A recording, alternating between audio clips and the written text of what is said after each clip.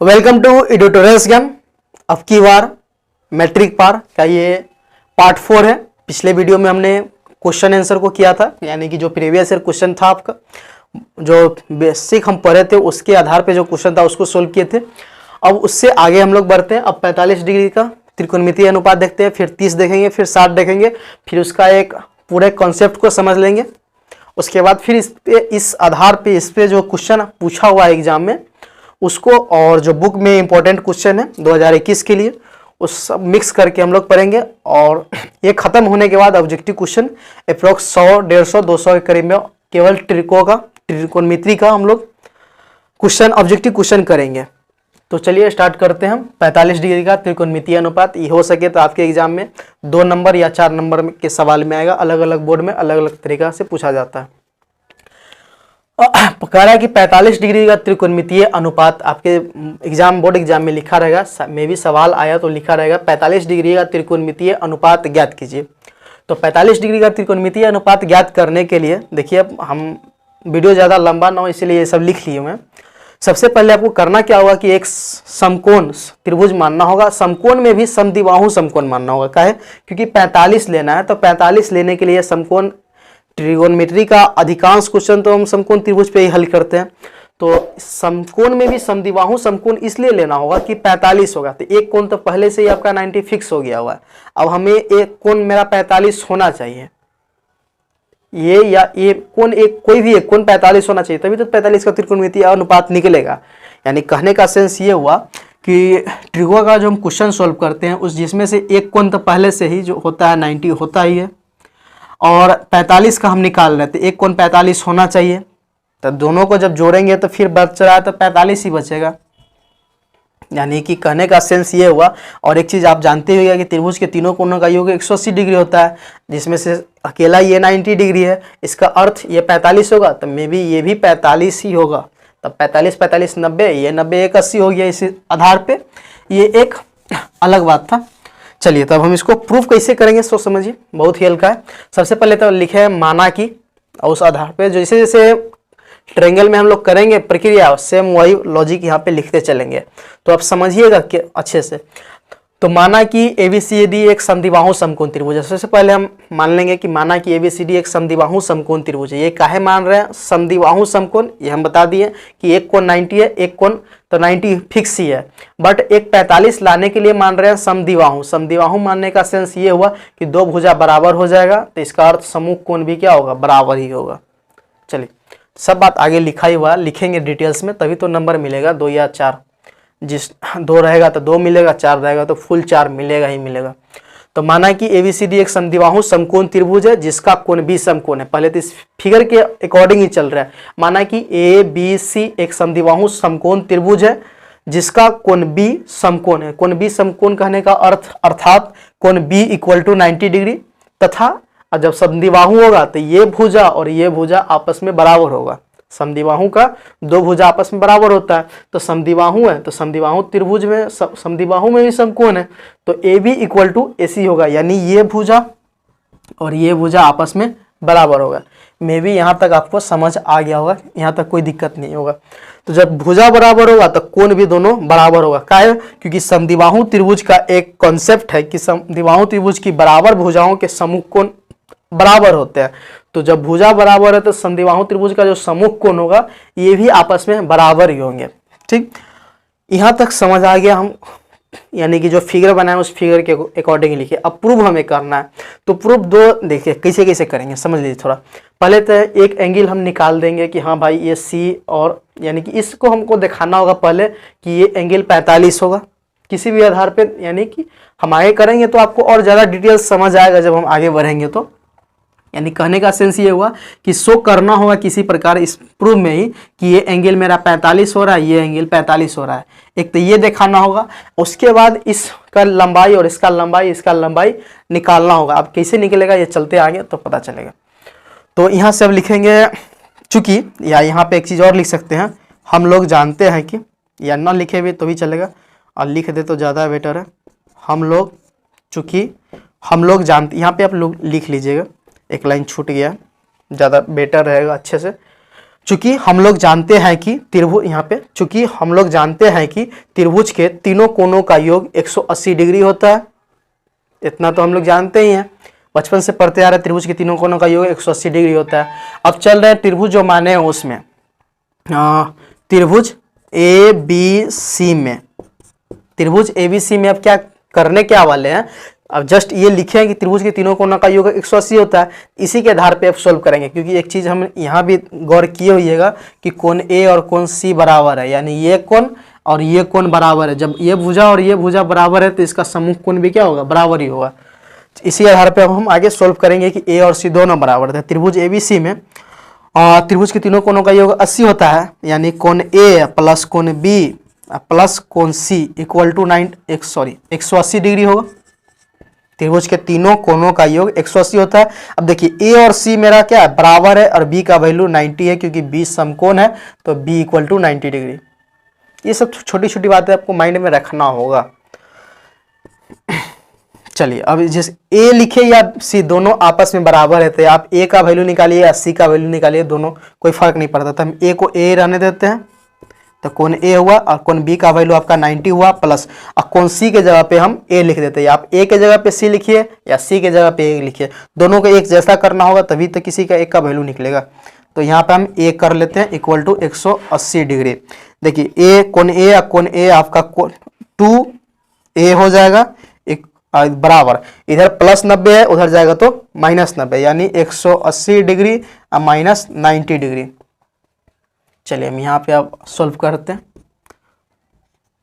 तो 2a equal to, यानी 2a equal to 180 में से 90 जाएगा तो 90, 2 से 90 कटेगा 45 बार में, इसीलिए angle a equal to 45 degree. A जितना है, एंगल a जितना होगा उतना ही सी भी होगा। तो एंगल ए 45 है, क्या किए हैं कि त्रिभुज के तीनों कोणों का योग 180 होता है। त्रिभुज एबीसी में गए, कोण ए प्लस कोण बी प्लस कोण सी इक्वल टू 180 डिग्री।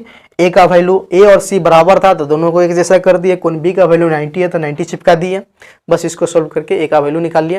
तो यहाँ पे कहने का सेंस ये है कि ये कोण आपका 45 हुआ, 45 डिग्री, ये कोण भी आपका 45 डिग्री होगा। ठीक, अब कोण तब निकाल दिए कि हाँ ये 45 हो रहा है। अब भुजा को निकालना है कि ये भुजा की लंबाई क्या होगा, ये क्या होगा, ये क्या होगा। इतना आपको समझ आ गया होगा, हम इससे मान के चल रहे हैं। नहीं आया तो वीडियो को फिर आप दोबारा देखिए, जब तक ना समझ आए वीडियो को देखिए। चलिए इसको मिटाते हैं।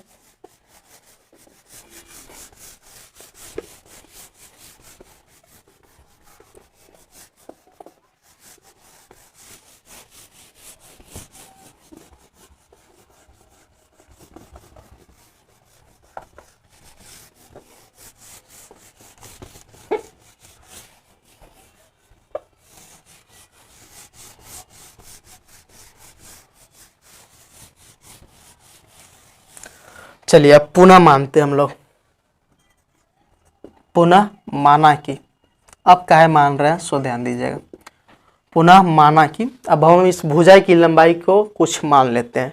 अगर इसको x मानेंगे तो ये भी x ही होगा, क्योंकि AB और BC बराबर था। ठीक, दोनों बराबर है, समद्विबाहु समकोण है, तो ये क्या होगा, दोनों आपस में बराबर है। काहे मान रहे हैं, अगर ये कुछ मान लेंगे तो ये निकल जाएगा, यानी कि कर्ण का लंबाई पता चल जाएगा।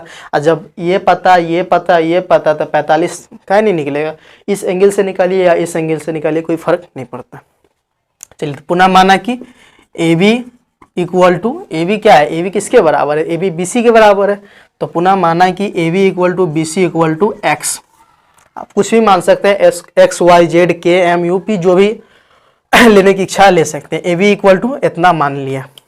अब माने हैं तो लंबाई तो हमको निकालना है ना AC का, तभी तो आगे हम लोग बढ़ेंगे। तब किसका यूज करेंगे, पाइथागोरस प्रमेय का, यानी कर स्क्वायर बराबर लंब स्क्वायर प्लस आधार स्क्वायर। पाइथागोरस प्रमेय से, पाइथागोरस प्रमेय से, पाइथागोरस प्रमेय से चूंकि कर्ण स्क्वायर बराबर लंब स्क्वायर प्लस आधार स्क्वायर, ये हम पार्ट फर्स्ट त्रिकोणमिति का जो वीडियो था उसमें हम लोग ये पढ़े थे। कर्ण स्क्वायर बराबर लंब स्क्वायर प्लस आधार स्क्वायर। तो अब फिगर के अकॉर्डिंग चलते हैं, त्रिभुज में जो खेल करना है त्रिभुज से ही करना है हमें।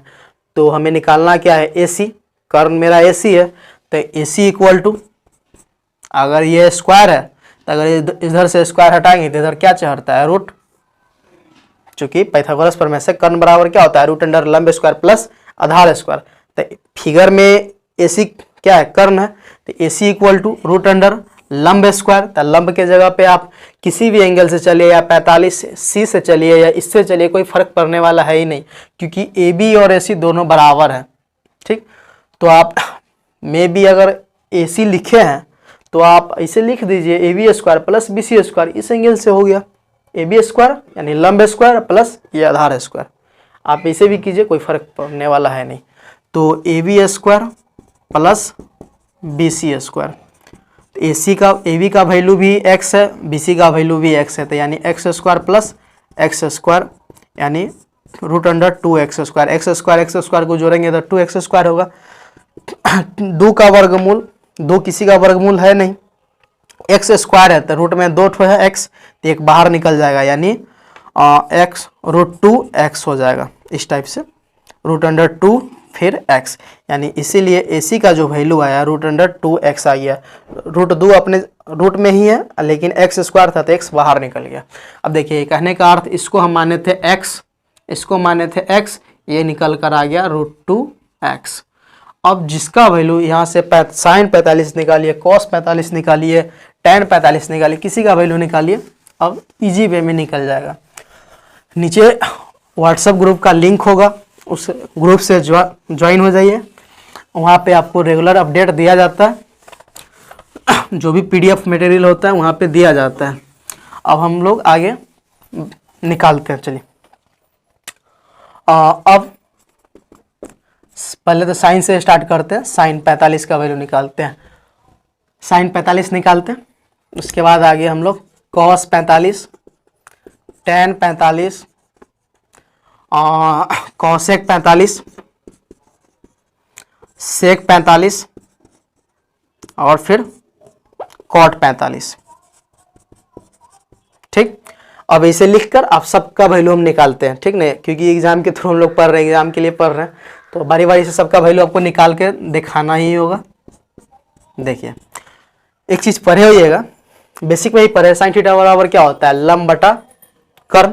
तो इस फिगर में लंब क्या है, ये इस एंगल से हम लोग उस समय बोले कि इस एंगल से चल रहे हैं, तो इस फिगर में आपका ये लंब, इस अकॉर्डिंग ये लंब, ये कर्ण। तो आप लंब बटा कर्ण लिखने से अच्छा है कि आप फिगर के अकॉर्डिंग काम कीजिएगा। तो AB बटा क्या हो जाएगा, AC, इस एंगल के थ्रू ये लंब, ये कर्ण, ये आधार, तो AB बटा AC, जिसका जो वैल्यू है डाल दीजिए। AB का वैल्यू क्या है आपका x और AC का वैल्यू रूट 2x, ये x से x कट गया, साइन 45 का वैल्यू 1/√2 आ गया। आप ऐसे नहीं निकालिएगा, इसी फॉर्म में नहीं चलिएगा, आप साइन 45 लिखिएगा, उसके नीचे ये लिखिएगा, उसके नीचे ये लिखिएगा। हम बोर्ड जगह का अभाव है, उसी वजह से हम लोग डायरेक्ट एक ही लाइन में कर दिए हैं। इस टाइप से कीजिएगा तो कुछ नंबर हो सके तो एग्जामिनर काट सकता है, बट आप सीरियल वे में नीचे आइएगा। चलिए अब फिर कॉस 45, तो कॉस थीटा बराबर क्या होता है, आधार बटा कर्ण, तो आधार BC हो गया, कर्ण AC हो गया, तो BC बटा AC। BC का वैल्यू भी x, AC का वैल्यू भी रूट 2x, यहाँ भी x से x कटेगा 1/√2। टेन 45, टेन थीटा बराबर क्या होता है टेन थीटा बराबर लंब बटा आधार, तो लंब AB आधार BC, तो ये हो जाएगा AB बटा BC। AB का वैल्यू भी x, BC का वैल्यू भी x, कट कर ये आ गया 1, यानी टेन 45 का मान होता है आपको 1। कॉस 45 फिर क्या होगा, कॉस जो होता है साइन का उल्टा होता है, और कॉस थीटा बराबर होता है कर्ण बटा लंब। तो इस फिगर में कर्ण आपका AC है और लंब आपका AB है।